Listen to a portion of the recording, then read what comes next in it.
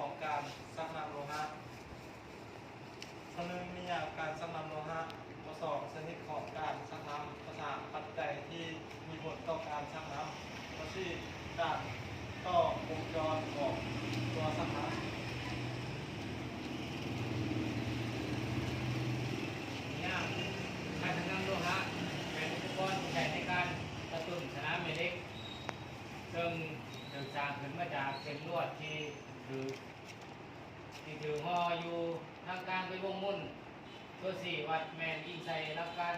สนามแม่เหล็กที่ถือตัดผ่านซ้ายแล้วมันก็ได้เห็นหายลวดมีกระแสไฟฟ้าไหลผ่านซึ่งได้เห็นหายการทางน้ำเกิดขึ้นตัวทางน้ำแบ่งออกเป็นสองชนิดคือการทางน้ำแบบคงที่และการทางน้ำแบบปรับค่าได้ข้อหนึ่งการทางน้ำแบบคงที่การทางน้ำแบบคงที่ในการทางน้ำที่บ่สามารถเปลี่ยนแปลงค่าได้โดยปกติแล้วการทางน้ำประเภทนี้มาจากการพ่นลวดทองแดงแกนที่ใส่พันพ่นลวดจะมีปลายพ่นออกทั้งสองข้างผูกหางทั่วไปจะเป็นแกนยาวแบบทรงกระบอกสูบที่มีชื่อที่แตกต่างกันไป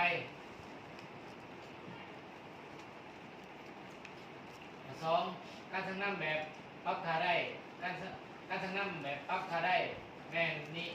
ยุ่มใส่ในเครื่องครับวิทยุการทางน้ำจะเปลี่ยนไปตามการเคลื่อนที่ของแกนหมุนที่สามารถปรับกู้ได้เลื่อนตำแหน่งของบนลวดให้เขาหรือออกเพื่อเปลี่ยนค่าของการทางน้ำแกนเคลื่อนที่ออกมานอกสุดการทางน้ำจะมีค่าต่ำแต่การหมุนสกรูในแกนเคลื่อนที่เข้าไปในคนลวดหลายจะเหตุเกิดการทางน้ำหลายขึ้นตามไปด้วยในการปรับคนใส่เครื่องมือเทปด้วยยางหรืออุปกรณ์ที่โบแมนจำพวกโลหะเนื่องจากวัตถุที่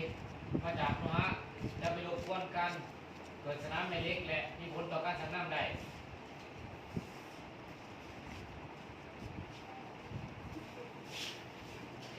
ถามปัจจัยที่มีผลต่อการทางน้ำการทางน้ำจะมีหลายหรือน้อยขึ้นอยู่กับ4อย่างคือ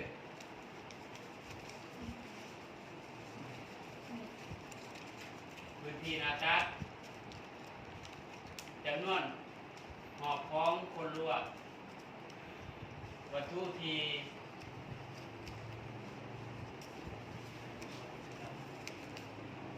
่นำมาเป็นแกนความยาวของแกนจำนวนตัวหอบของคนลวดที่เขียนด้วยอักษร N ถ้าจำนวนหอบของคนลวดมีปริมาณหลายก็จะให้เกิดการทางน้ำหลายขึ้นไปตามโดยการทางน้ำจะเปลี่ยนแปลงตรงกับจำนวนหอบของคนลวด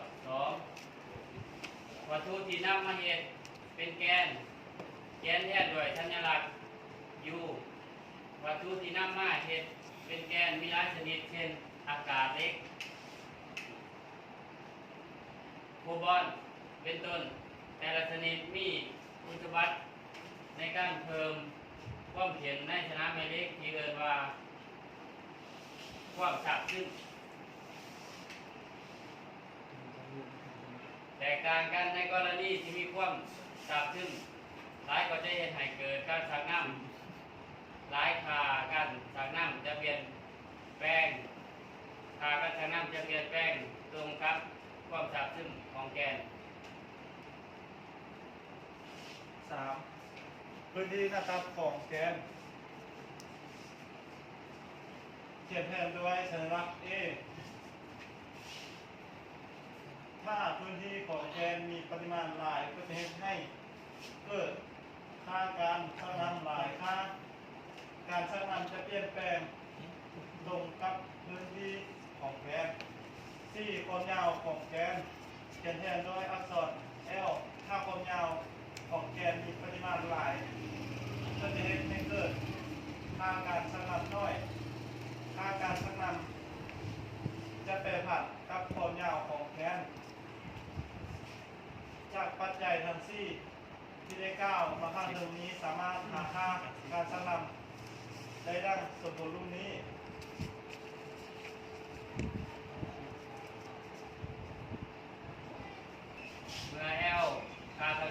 มวลหน่วยเป็นแคลรี่ n จำนวนหอบขอบทรวดมีมวลหน่วยเป็นหอบ u การดูดซึมของวัตถุ a พื้นที่หน้าตัดของแกนมีมวลหน่วยเป็นตามแมน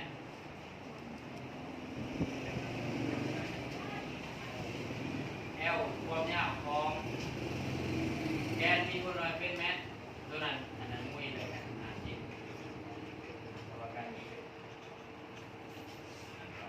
การต่อวงจรของตัวถังน้ำมีอยู่3แบบคือ1วงจรอนุกรม2วงจรขนาน3วงจรผสมวงจรอนุกรมคือการนำเอาตัวถังน้ำตั้งแต่2ตัวขึ้นไป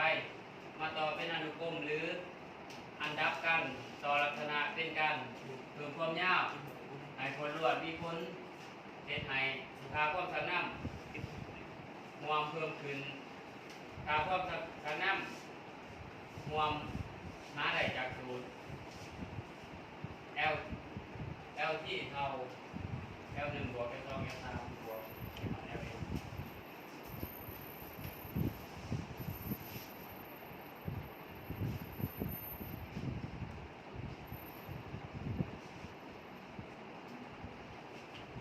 วงที่สี่นี่คือวงจรอนุกรมจากสู้ข้างเทิงแล้วก็แทนค่าเข้าแล้วก็วิธีแก้ที่เท่ากับ1บวก2บวก1เป็น5บวก5จะเท่ากับ5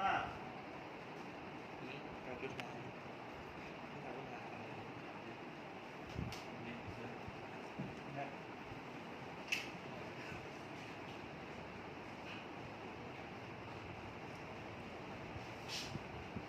วงจรขนานคือการนำเอาตัวถังน้ำ2ตัวขึ้นไปมาต่อขนานกันค่าความถังน้ำรวมทั้งหมดจะมีค่าน้อยกว่าค่าความถังน้ำของตัวถังน้ำที่มีค่าน้อยสุดที่ต่อจะในวงจรค่าความถังน้ำร่วมหาได้จากสูตร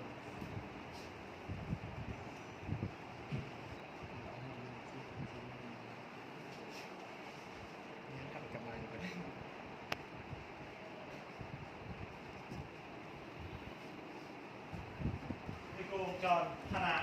จากสูตร1ส่วน L ที่1ส่วน L 1แล้วก็1ส่วน L 2 1ส่วน L 3แล้วก็1ส่วน L n แล้วก็วิธีแก้แทนค่าจากสูตรเพิ่มจะได้1ส่วน10แล้วก็1ส่วน5หรือ1ส่วน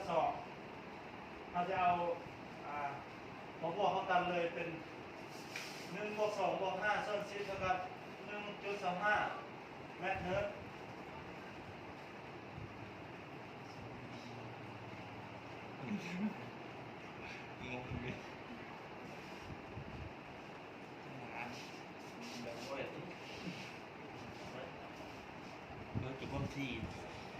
เข้าใจไหมของกลุ่ม2การพิสูจน์อะไรนะเข้าใจ